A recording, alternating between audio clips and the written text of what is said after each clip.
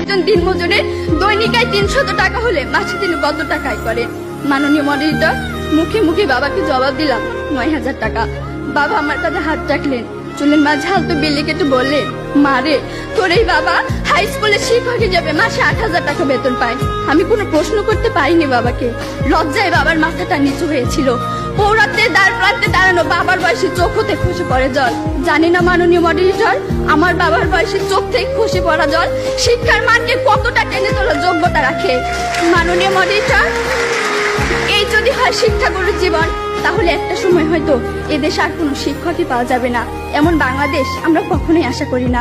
মাননীয় মডারেটর, 30 লক্ষ লাশের একটি পাহাড় মারিয়ে আমরা বর্তমানে এসে দাঁড়িয়েছি। 2 লক্ষ মায়ের স্নেহাচলে সাজিয়েছি দেশ।